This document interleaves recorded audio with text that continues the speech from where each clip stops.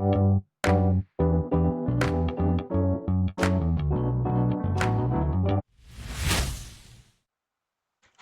and welcome to Stumbling Forward, a podcast about real people and the failures, spiritual awakenings, life changes, and lessons learned that shape them into who they are today. Hello, and welcome to the next episode of Stumbling Forward. This is your host, Erika Taylor-Beck, and today I have the opportunity to meet with Megan Wright. Megan, hello, welcome. And would you Hi. like to tell us a little bit about you? So, yeah, I'm Megan. I'm based in the UK, but I support people all over the world and I run HYHO Coaching. So, I help people to build businesses that fit who they are. So, rather than feeling that they've got to squeeze themselves into a business strategy that doesn't align with them, help them break free of that, kind of rewrite their rules and build a business that they love. I love that. So what does HIHO stand for, just for those who don't know? So it stands for Heal Yourself, Help Others. So my background's in wellbeing. I don't come from a business background, and that has really informed a lot of how I help people. Is I don't subscribe to a lot of the traditional business models. I'm very keen that actually the first thing you need to do is get in touch with yourself, your well-being, your energy, because if you've not done that bit, then you're going to really struggle to do the helping others bit. That makes a lot of sense, and it's very true. So you mentioned that this is not your typical background, so you don't come from business originally. Do you want to share a little bit about how you got to where you are? Yeah, so I've had a wiggly journey, as I think most of us have these days. So I started as a primary school teacher and I really loved working with the kids, but I found that I cared almost more about them as people than as learners. I just wanted to spend my whole time getting to know them as people. So I quite quickly realised that the box that I was being put in terms of the rules, the regulations, all of the expectations, I wasn't able to fully help them in the way that I wanted to. So I stepped away from that and started doing youth work, which was a lot more freeing in terms of kind of alternative styles of working. It was a lot more about kind of them as people, so really person focused, and that was lovely. And then within that role I then started to see more and more how well-being and mental health was so key to their opportunities, because actually so many young people were struggling to take advantage of opportunities, not because they weren't capable but because they didn't believe they were capable. So there was a real barrier. And I'd also previously had an experience of losing someone to mental health. And so the two kind of combined meant that I had this nagging in the back of my head that actually well-being and mental health was the key to it. It was the linchpin that would make all of the dominoes fall in the right way. So I retrained as a well-being practitioner and just got to really experience how changing that had all these amazing knock-on effects. And yeah, loved it, and kind of over time was do you know what, I want to be able to do this in a way that is even more expansive. And for me that was starting my own business. It was not only about expanding the impact I could make, but also stepping outside of that 9 to 5 role where you're always hemmed in a little bit by kind of what's your job role. And I was in the charity sector, so it was also a lot about what does our funding allow us to do. And I was do you know what, I just want to knock down all of these barriers, all of these walls, and just help as many people as possible. And so yeah, I took the leap into entrepreneurship and loving it so far. How long ago was this that you started being an entrepreneur? So it was about 6 months ago that I took the big leap, but I think it's been a little nagging in the back of my head for quite a while now that actually if I want to push myself, if I want to be able to achieve all these things I want to achieve, I need to create those opportunities myself. I can't be relying on other people and businesses or charities that I'm in to create those opportunities. So that whole kind of, if you want something done, do it yourself. And that's one, kudos, because that's hard to see that and then take the leap because it's scary. I also have done that where Yeah. I quit my steady job and started my own business, and it's exciting and it's very fulfilling, but it's also a little scary because it's all so new, what you need to know and what you need to do, and you're responsible for all of it. But would you say that, you're talking about being a teacher and then you were working in mental health and all the barriers and nonprofits, that those are roles that with regulation and with the education standards and things that you are really limited on and regimented on what you need to do and how you need to do it. And so Yeah. there is not a lot of flexibility. Yeah, to bring definitely. yourself to that role. Yeah, there's that element of like you can always bring yourself a certain amount in terms of like your forward facing self. So when you're directly with a young person, you're directly with someone you're supporting, then obviously you show up as yourself. But in the background, there are always limitations and boundaries that are decided by people that isn't you. So they're decided by the higher ups or by the people who are giving you the contracts to do the work. And I understand it because it all comes down to trying to make sure that those, particularly in the charity sector, that it is sustainable. You can't keep helping the same person for ages. You want to be able to spread your resources as much as possible. But I think it did start to get frustrating where you knew that actually if there was just a bit more wiggle room or there was a little bit more kind of creative thinking or risk taking, that was a big thing I found, is both the education sector and the charity sector tend to be quite risk averse. Yes. It's very much like, well, this is how we do things. This is how we've always done them. We don't want to shake it up too much.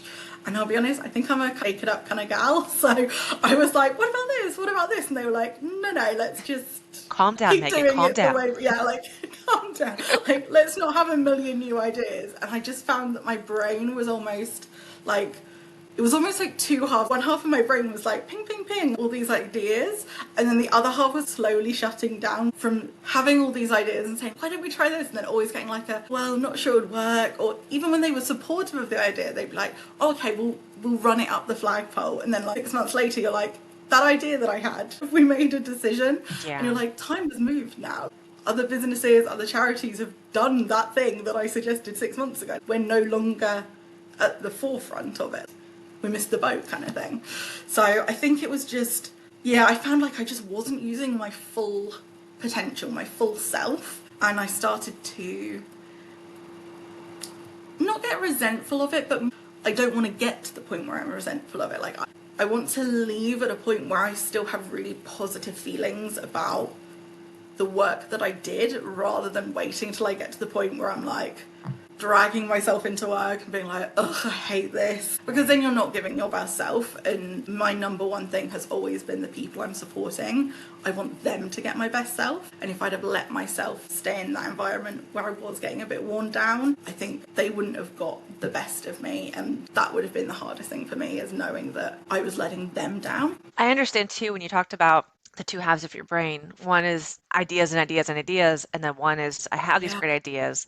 We're not doing anything with them, and I can see all this potential and opportunity, but we're just letting it pass us by, getting approvals, and it clips your wings in a sense where you're like, I can't Yeah, really it really fly and I does. can't really be as excited about what we're doing because it's outdated and everyone else has already done it by this point. Yeah, and it's that idea of like just because we can be safe does it mean we should be. Like, I'm not saying let's go completely crazy here, but Right. like, I'm a big believer in, like, maybe it's coming from a teaching background. It's drilled into you to be super reflective. Like every time you do a lesson, you like, get the lesson plan and you scribble all over it like this worked, this didn't, this is what I'd do differently next time. And I think I've just really got that mindset of like every time I do something, I want to tweak it. I want to like, see how I can make it better. How can I make it easier? I'm a big believer in like simplicity. So can I make myself an easier life Yeah. by tweaking little things? Like, why not? But I think if you're working into other people don't have that, where they see that like tweaking as like nitpicking, or they're like, why are you faffing with all those little things? It can get a bit like, I'm not nitpicking.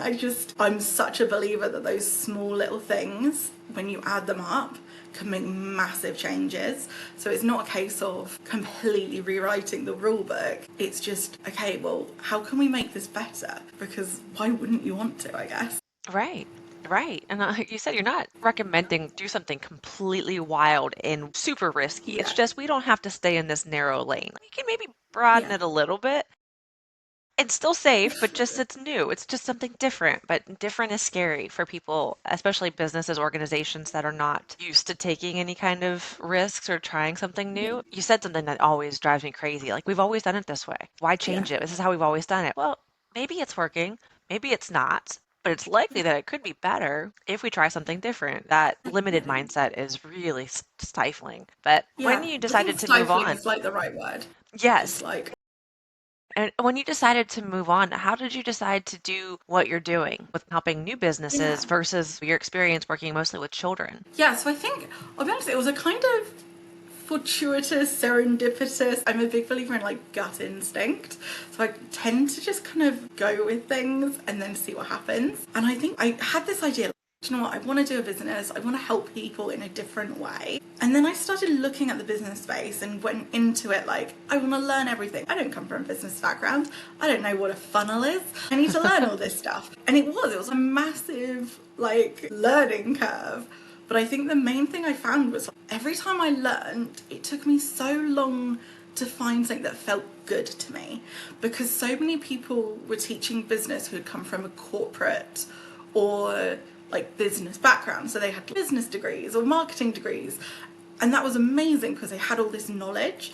But what I didn't see was many people who looked like me in terms of their background. So they were coming at it from such a different angle that I found it hard to relate to the terminology, some of the methods, the strategies. They just didn't feel like me. They didn't feel right. Some of them made me feel downright a bit icky, if I'm honest. So there was a real spectrum of I really don't want to do that to just like could do that, but I feel like I'm not quite there yet. Like it's getting closer, but it's not me. And I think I just got to the point where I was like, this is such a thing. Like there will be so many people like me who want to start a business, who want to help other people, but get stuck at this point of, is there a space in business for me? Because no one else in the space looks like me in terms of values or how they want to work. So I was like, maybe I need to be that person. Like I need to be the alternative for people who are approaching it, who are like, do you know what, 10k months, that's not what gets me out of bed in the morning. Actually, what's going to get me out of bed is knowing that I've genuinely really helped people who don't want to be really flashy and talk on massive stages. Actually, I just want to do something that makes me feel really good in a way that makes me feel really good, because I would hate for anyone to come into starting a business, take that, it's such a brave, massive step to take, only to then go, maybe I shouldn't have done that, maybe I'm not cut out for this. But actually, it's not that they're not cut out for it, it's just they're trying to do things and use strategies that just don't align with them. So that's now what I'm doing, is I'm using my wellbeing background, my education background, and a little bit, I did an English literature degree, so I'm also a bit of like a storytelling word nerd. So I like sprinkle in that as well and help people to really look at who they are, what are their values, what is the story that led them to this point, like what lived experiences do they have, was their why behind wanting to help people, and then taking all of that and designing a really unique, bespoke strategy that fits them like a glove, so that they get to turn up every day really excited to build their business, and they're not burning out, they're not feeling like they're trying to fit themselves into something. I always say, I felt like I was in a box in my 9 to 5. The last thing I want to do is put myself in a different box starting a business. What would be the point? I would get 2 years down the line and be like, oh God, I need to bin all of this because I'm not happy. I've built a business, but I'm not happy. All I've done is design myself a different cage, effectively.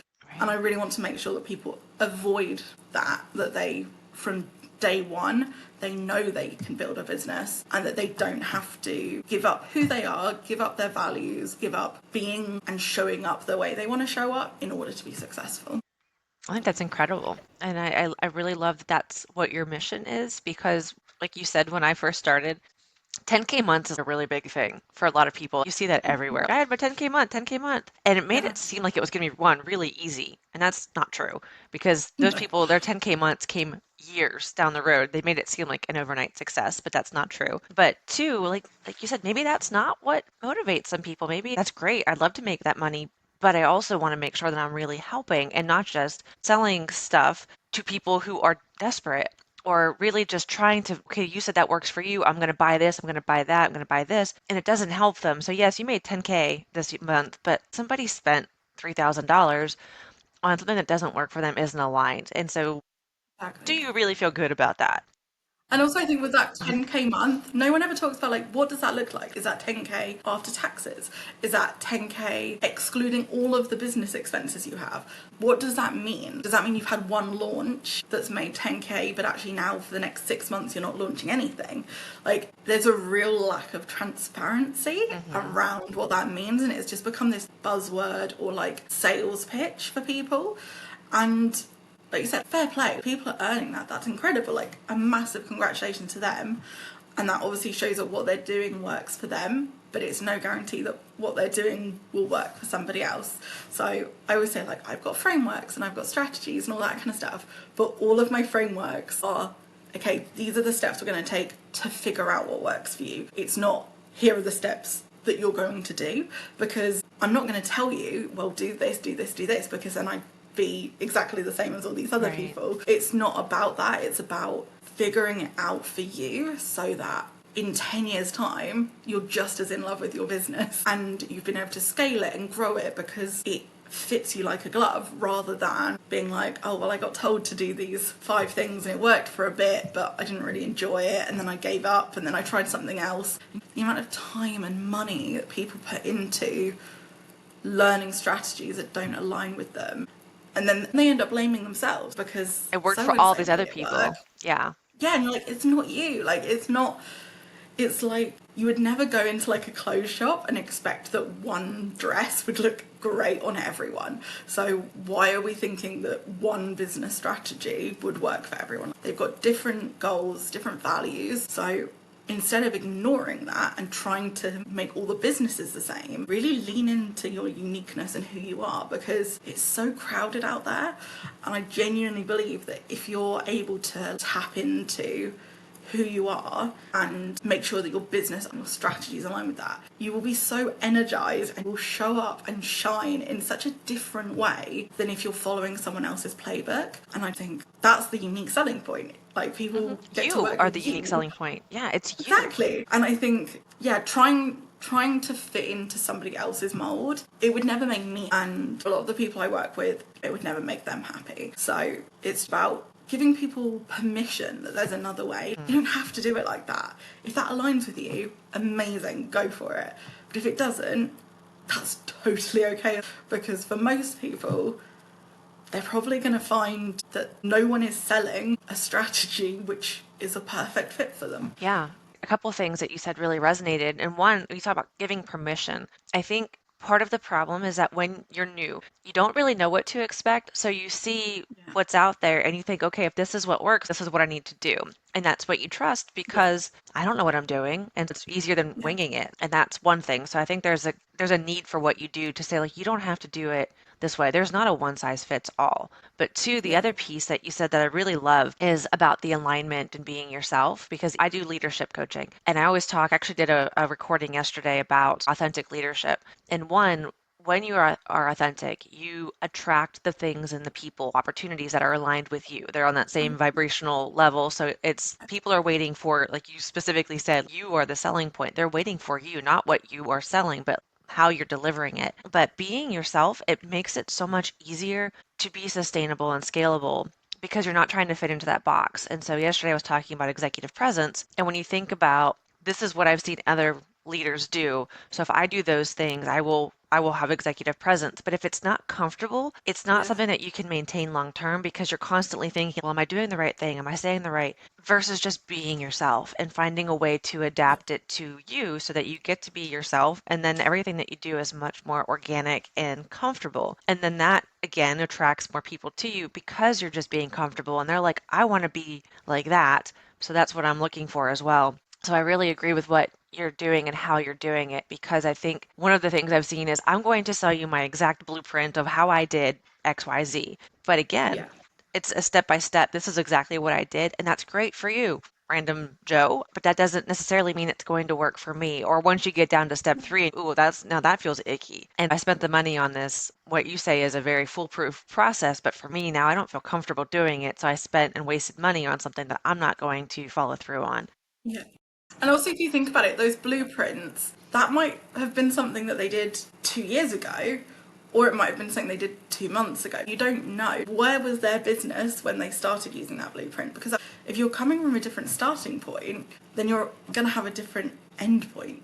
No two entrepreneurs have the exact same strengths. So, yeah, leaning into your stuff. Yeah, what you said about kind of that kind of leadership and showing up always makes me think of, I don't know what you call, we call them the supply teachers, like cover teachers. And you would always have some that would walk in the room and everyone would be like, okay, we need to be on it today. And then you'd have other supply teachers who would come in the room and everyone would be like, okay, so we can mess about. And all they did was walk into a room. Like, if you had a blueprint for being a cover teacher, it would be walk into the room. But those two people won't have had the same result because who they are. So yeah, you could both walk into a room and do the same step, but you're not going to have the same result. And it won't be because you did it wrong, it's just because you're different people. And I think the more that I'm kind of in this business space, the more I notice that the messaging often seems to be if you just do XYZ, you will succeed. And I just don't believe in it. I don't believe that there's this foolproof method, because if there was, everyone would be doing it and everyone would have a successful business. So there's got to be people it doesn't work for, but you never see that. You just see the testimonials. Like I sold 10 of these last year and only 3 of them were successful. They're not going to tell you about the 7 that Exactly. weren't. But you kind of go, I would love to talk to those 7 that it didn't work for and be like, why didn't it work? Was it because it wasn't aligned? Was it because it was aligned but life happened? Do you know what I mean? Because to me, life doesn't have a blueprint.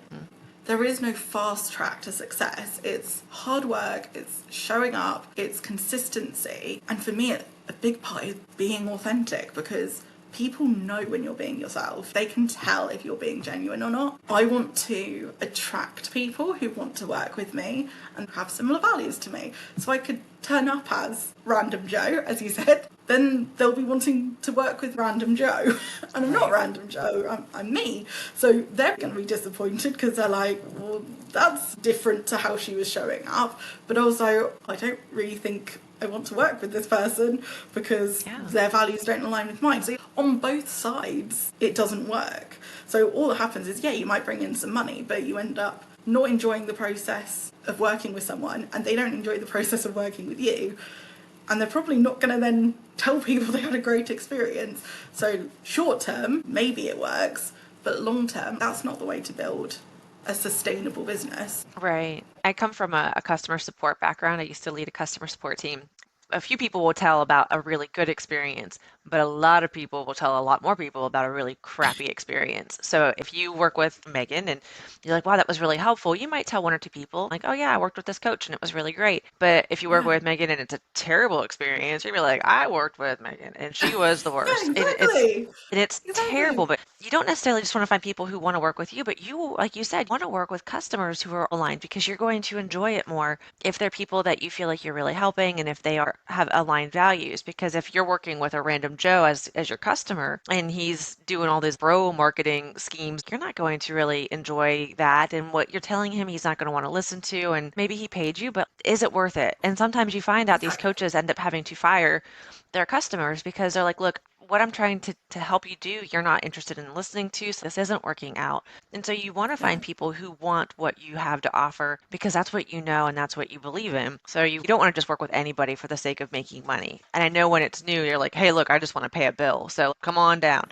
But once you start doing it, you're like, I'm really not enjoying this anymore because I've got 10 random Joes that are paying me, but I don't want to have a meeting with any of them. It's a Yeah. problem. You do want to make sure that you are weeding out the kind of customers that you do and do not want. Yeah. And it's that thing of people sometimes worry about, oh, someone unfollowed me. I kind of secretly love it. If I'm like, Yeah. someone unfollows me on social media, it's like, brilliant. Like, that Or not means aligned. that, like, we're not aligned. The messaging I'm putting out is getting across who I am. And that doesn't work for you. And that is amazing. Because not only does that tell me something, but that means that you're not wasting your time. You get to now find someone who does align with you. So for me, I genuinely care so much about clients I'm working with, but also like my imaginary clients that I know will find me in the future. So I would never want to portray something and someone stumble across me and be really excited and then I've misled them.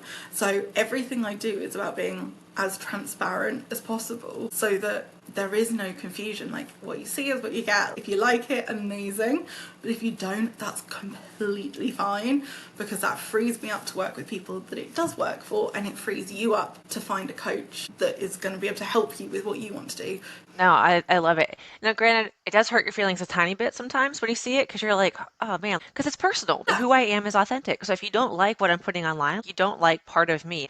But at the same time, I do appreciate it because we weren't aligned. If you don't like what you see, then you don't like and don't want to work with me, and that's okay. I'd Yeah. rather know that than to get involved and find out like, oh, this was a bad fit. So yes, I love the way that you look at that. People are really big on their numbers and they look at that stuff.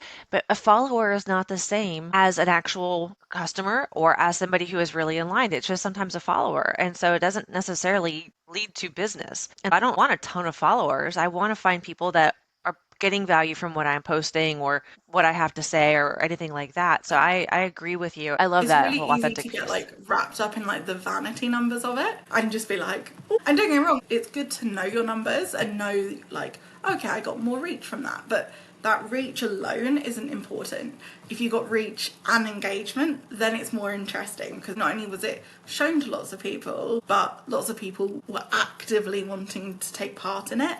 So it's good to know them and keep an eye on them, but it's not the be all and end all because they are incredible coaches who have very small numbers of followers, but those followers are die-hard fans. Yes. And then you have other people who have loads of followers, but they don't really engage and they don't read the stuff, but probably never going to buy from them. So Hmm. it's not surefire guarantee just because someone follows you. I always think if someone follows you as an invitation, they're like, hi, I'm interested. Do you know what I mean? But that doesn't mean they're going to want to buy with from you or work with you. It just means they're like, I'll stick around for a little bit and see what else you have to That's a big say. thing, sticking around and seeing. You might be Yeah. following somebody, or someone might be following you, and you're thinking, no one's engaging, nobody's seeing my stuff, I'm not getting any action. But then all of a sudden they'll buy, and they're like, oh, I've been watching your stuff for months. I had no idea because you literally Oh, don't like or comment on anything. like sometimes they don't even follow you. Yeah, They're just like ninjas in the background that it like just hop happens onto to your come up stuff and you're like, casually. where did you come from? Yeah, I didn't even know you were in my world and all of a sudden you're stepping closer to me. And it's such a nice feeling. I always think it's such a privilege when someone chooses to step closer to you because they're putting their trust in you. And it's such a lovely, warm, fuzzy feeling. You've reached out this hand to be like, I can help you. And they're like, yes, I choose you. Like, yeah.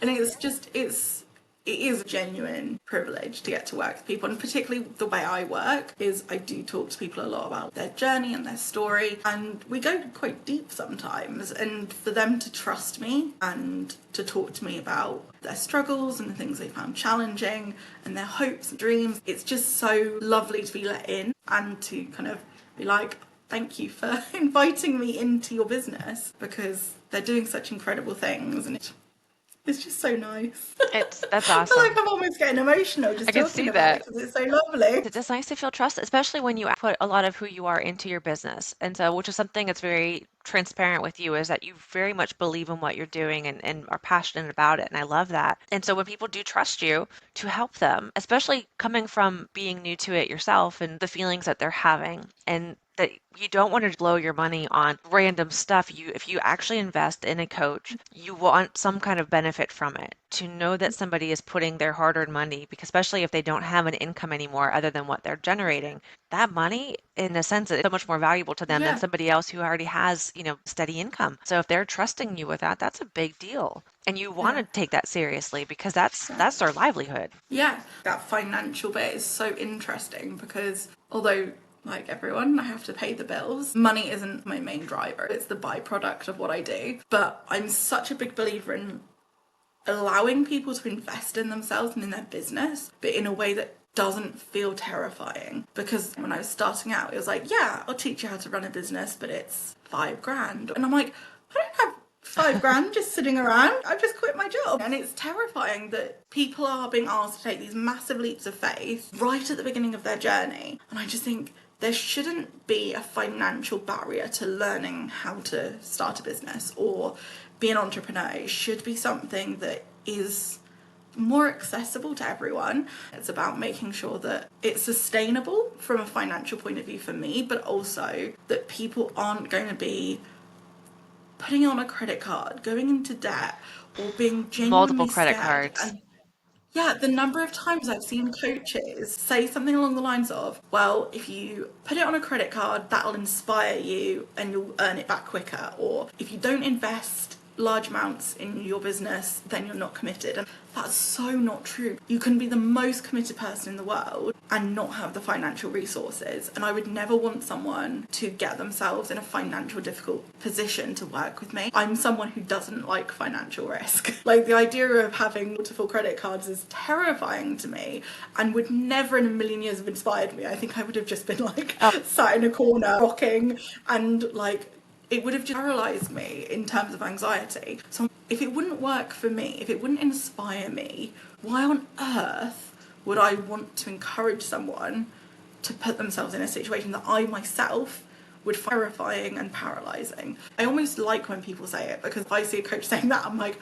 massive red flag. Don't, like, I'm stepping out of your world, because it's just not aligned with who I am. So I think there's a real need in the business space for people to be able to invest in themselves, but in a way that's not this massive amount of money, and for that not to reflect on their commitment or their Yes. drive or their passion, because it doesn't. Many factors that could impact that. Financial resources has nothing to do with how capable you are. All it has to do is if you're at your finances at the moment. Like, it doesn't mean anything. Yeah, like I said, there are tons of factors that impact. So if you're marketing, so even if you are very committed, you have to have the social media, the marketing, the branding, the actual package, your sales Yeah, pitch, like when you actually get somebody to talk to you and then 100%. really get them to understand.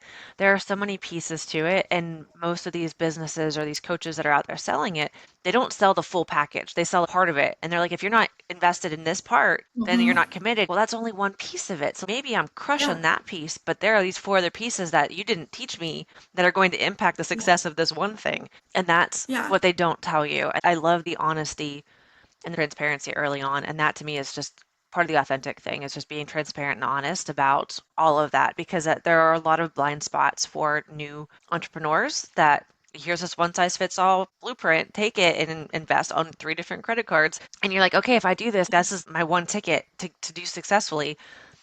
And it's not. And then, like you said, they end up feeling like, okay, I'm really bad at this. I failed at this golden ticket. I couldn't even do that correctly. So maybe this isn't for me. And Exactly. it's not accurate. And it is really disappointing. Many of the coaches I've seen out there now are coaches for coaches. And so they're not necessarily a business coach or a leadership coach. It's let me teach you how to coach other people. And that's why they're making so much money. But those are the ones I feel like are the slimiest ones that are really making a buck off of people's desperation. And I And think it's scary as well, because you get to this point where, like, even the entry level to work with people, these like massive like group courses are still thousands of, well, pounds or dollars. But then they're like, if you really want help, then you'd work with me one to one, or you join my mastermind. And you're like, so there's this never ending. Like, mhm. you never get to like the key. Do you know? Like, there's always this like dangling of like, well, you know, you've done that, but if that's not worked, it's because you need to spend more money. It's work with me more. It's never a, well, maybe my blueprint isn't the be all and end all, and it isn't the one size fits all. There's no reflection on the part of the person doing the selling that if someone hasn't got the results, maybe the product you sold them wasn't kind of the be all and end all, and maybe the results that you were promising were unrealistic. It's almost put on to the person who bought it that, well, you must have done it wrong, or you need to do more. It's scary, because I think people could, and I've heard about it, people could get into a situation where they're wanting to build a business, they're so passionate, so driven, but they're spending so much money kind of going after next, the next, the next, and they end up in a situation where, well, I spent £50,000 and I'm nowhere closer to having a sustainable business. But it's almost a sunk cost fallacy, where, well, I've already spent 50, so this other course that's another 5, well, that's like, if that solves it and then I'll get all of it back. It almost feels like gambling in some ways, that people are going, okay, I'm gonna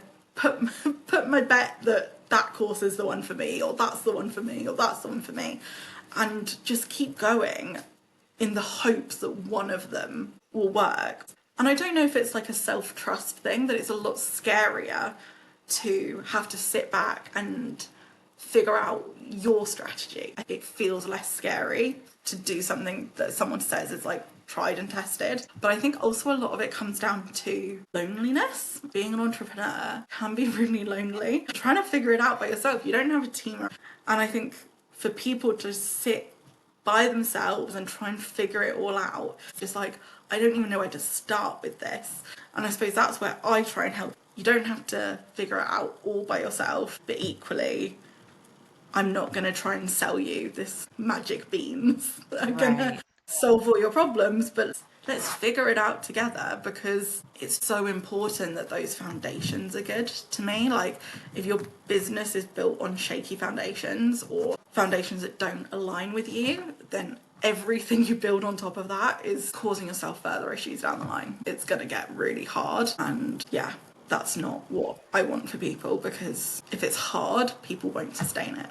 Oh no. So, like, It will be hard at first. yeah, Don't listen to the people that are like, oh, yeah, 10K months right away. Again, they've been doing this for years. They're showing you a snapshot of where they are currently. So don't compare. But also, if yeah, you're looking for coaches, one thing that I have learned is that one, as always, don't judge a book by its cover, because the ones that are like really sexy and really wow, they might not actually be able to back up. They're just really good at marketing. And sometimes ones you're like, it looks like a kid maybe like, with a pencil, and you're like, yeah, but it's because they don't know how to market, because they're really freaking good at what they do. Like, you obviously yeah, are really passionate about what you do. I know that I'm really good at what I do. And when in my courses that I create, here's how you give feedback, but I don't say here's the one way. Here are multiple formats that you can use. yeah, Take what resonates, or if it doesn't, ignore it, because there's not one size fits all. I want you to be comfortable and exactly. authentic. And so I know I'm good at what I do. I know you're good at what you do, but we may not be fantastic at marketing, or may not be big at marketing. Yeah, And so if you're looking and you're like, they don't seem like they know, if you're looking at something that might seem too good to be true, it probably is, or it's really, really expensive. And yeah, if you're looking at something that might seem a little bit homegrown, it probably also is, because they don't really, that's not their yeah, forte. Like marketing and exactly. advertising, not my thing, probably not your thing. Yeah, Here are the parts that really are. It's getting in touch yeah, with who you are and what you want to be to build your business. And so I exactly. think that's something that's really important, is don't get caught up in sexy labels and all the right Yeah. wording that people put out there, because it's not always true. Yeah. Like, I always remember being given advice younger, which doesn't feel like it should be relevant, but I think is, about if you go to a hairdresser's, you shouldn't pick the hairdresser with the best hair, because She didn't do her own hair. they didn't cut their own hair. You need to pick the hairdresser that did the best hair rather than the one who looks the best, because they didn't cut their own hair. That's And I actually always really think it's the funny. same with coaches as well, that actually just because someone looks really great and everything looks really great, they're probably really good at marketing. Does that mean they're a good coach? I don't know. Maybe, maybe not. But if someone looks like they're a good coach, but they're maybe not so great on the marketing, at least you know that the thing you're paying them for, the coaching, is going to be really good, because that's what you're going to them for. You're not going to them for marketing. Yes. You're definitely not coming to me for marketing. Definitely not. So I'm not coming to me for marketing either. So I don't wrap it up on time, but when you mentioned obviously having a very customized approach and bespoke offerings for your folks, can you maybe just summarize high level, like say I'm a new customer of yours and I say, Megan, here's what I'm trying to do. How does that, what do you do with your customers to help them figure out their strategy? So my approach is based around three C's. So care, connect, create. So the idea is the first thing you do is you have to care about stuff. So number one, care about yourself. So we look at kind of what your energy levels are, what your vision is for your business, what your kind of dream scenario is in terms of, well, I want to be working 4 days a week, or I want to be doing group programs or one-to-one, whatever lights you up. That's the first step, is figuring that out. We look at boundaries. So what are the things that are going to really impact you negatively, and how can we make sure that those aren't a part of your business? Or if they have to be, let's figure out ways that it minimizes how much it impacts you, and eventually down the line hopefully you can delegate all that stuff. But for the meantime, let's just make it easier. And then we also look at things like wellbeing and self-care, and really start to dig into their story. So what got them to that point, their values and the things they're passionate about. And then we get to the connect stage, which I always think is like, I'm really into puzzles, not like jigsaw puzzles, but like detective shows and all that kind of stuff. So the connect phase is where you start joining the dots, where you're like, okay, this is your story, this is who you want to help, and then you start finding the overlap. So what is it about your story that's going to resonate with the people you're helping? How has your journey impacted how you're going to support them? And figuring out kind of the messaging and the storytelling. And then only at that point do we start creating. So that's when you're like, okay, now we know what our offers can be. We know what your frameworks are going to be, because we have all of the pieces to then pull together. Yeah. Like, if you don't know who you're helping or how you're communicating with them, and you don't know what parts of business light you up, you're going to create an offer that either no one wants or people want it, and you're going to be exhausted and hate delivering it. So those are really key pillars. And then the create section is where we really look at like that business side of things. So looking at their strategy, weaving it all together and making sure it's really sustainable for them, so that it's as simple to run as possible. Because sometimes people use the fact that business seems complicated to sell, and it's not actually as complicated as people want you to make out. It's hard, but it's not necessarily complicated. It's just turning up and giving people and supplying what people want. That's basically what it boils down to. And if you can do that in a way where you have the energy to keep turning up, or when you don't have the energy, figure out a system that works for you. You simplify it so that it works for you. And what's simple to me isn't simple to someone else. So it's about really looking at their individual strengths and building a strategy that aligns with all of that, so that they can kind of just love it. That's the joy. I had one client who was, after a session with me, she was like, realised I didn't actually build a business I like. And I was like, Oh man. okay, let's Let's fix it. let's change that. And then she was like, oh my God, everything is so much easier now because I'm excited to post on social media because I'm talking about something I'm excited about. And social media didn't get easier. It's just easier because it aligns with you. That's all that's changed. All that changed was we made sure that what she did fitted with her, rather than trying to make her fit to a business. It's awesome. It's a really cool story. Excellent. So first of all, I want to say this. I think that you are a genuinely good human being, which I value a lot because that's something that I strive to be as well. And especially in entrepreneurship, I want people to feel like they can trust me. And I definitely feel like I would trust you and would want to work with you. And you already mentioned that you work with folks all over the world. So even if you're not in the UK, you can still work with Megan. And if you want to, Megan, how do they find you and where could they get information about you? So my main platform is Instagram, so it's at HYHO Coaching, HYHO.coaching, or they can drop onto my website, which is www.hy-ho.co.uk.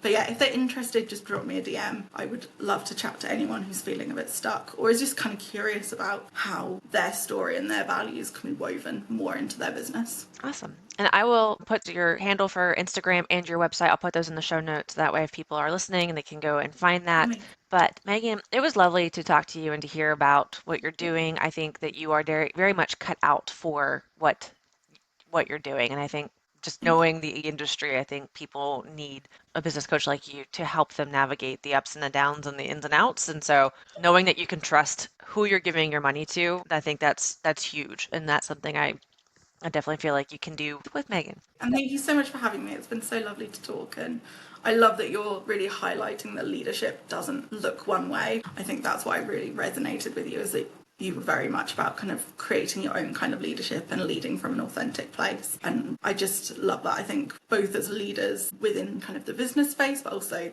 leaders within businesses themselves, it's so important that people feel able to move forward and present themselves authentically. And I just think it is the key to success, in my opinion, is turning up as yourself and being genuine.